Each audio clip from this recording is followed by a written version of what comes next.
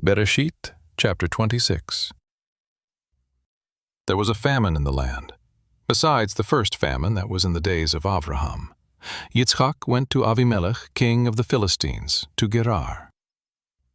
Yahuwah appeared to him and said, "Don't go down into Egypt. Live in the land I will tell you about. Live in this land, and I will be with you, and will bless you. For to you and to your seed I will give all these lands, and I will establish the oath which I swore to Avraham your father. I will multiply your seed as the stars of the sky, and will give to your seed all these lands. In your seed will all the nations of the earth be blessed. Because Avraham obeyed my voice and kept my requirements, my commandments, my statutes, and my laws." Yitzchak lived in Gerar. The men of the place asked him about his wife. He said, "She is my sister." For he was afraid to say, "my wife," lest, he thought, the men of the place might kill me for Rivkah, because she is beautiful to look at.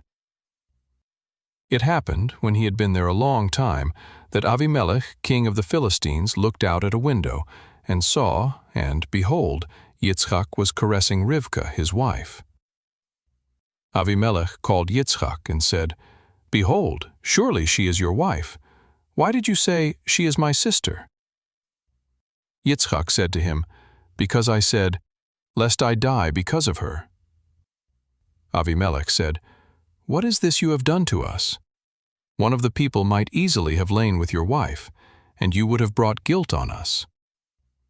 Avimelech commanded all the people, saying, "He who touches this man or his wife will surely be put to death."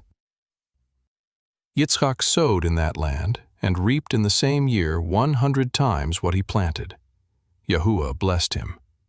The man grew great, and grew more and more, until he became very great.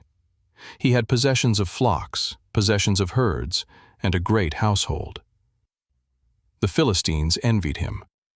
Now all the wells which his father's servants had dug in the days of Avraham his father, the Philistines had stopped, and filled with earth. Avimelech said to Yitzchak, "Go from us, for you are much mightier than we." Yitzchak departed from there, encamped in the valley of Gerar, and lived there. Yitzchak dug again the wells of water, which they had dug in the days of Avraham his father. For the Philistines had stopped them after the death of Avraham.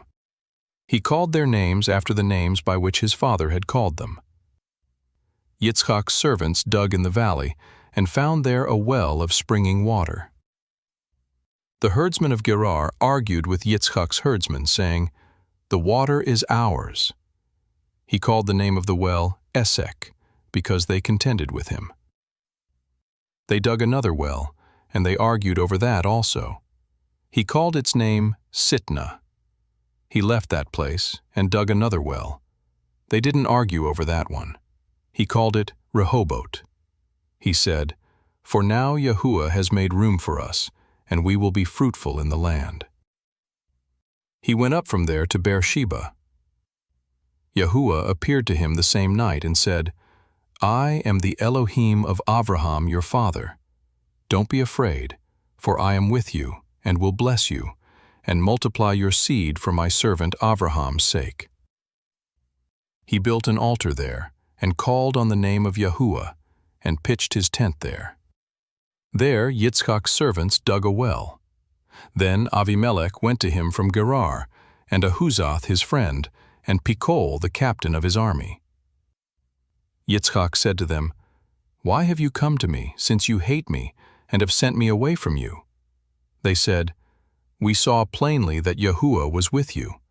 We said, "Let there now be an oath between us, even between us and you, and let us make a covenant with you, that you will do us no harm, as we have not touched you, and as we have done to you nothing but good, and have sent you away in shalom. You are now the blessed of Yahuwah." He made them a feast, and they ate and drank. They rose up sometime in the morning, and swore one to another. Yitzchak sent them away, and they departed from him in shalom. It happened the same day that Yitzchak's servants came and told him concerning the well which they had dug, and said to him, "We have found water." He called it Sheba. Therefore the name of the city is Beersheba to this day. When Esav was 40 years old, he took as wife Yehudit, the daughter of Biri the Hittite, and Basemat, the daughter of Elon the Hittite. They grieved Yitzchak's and Rivka's spirits,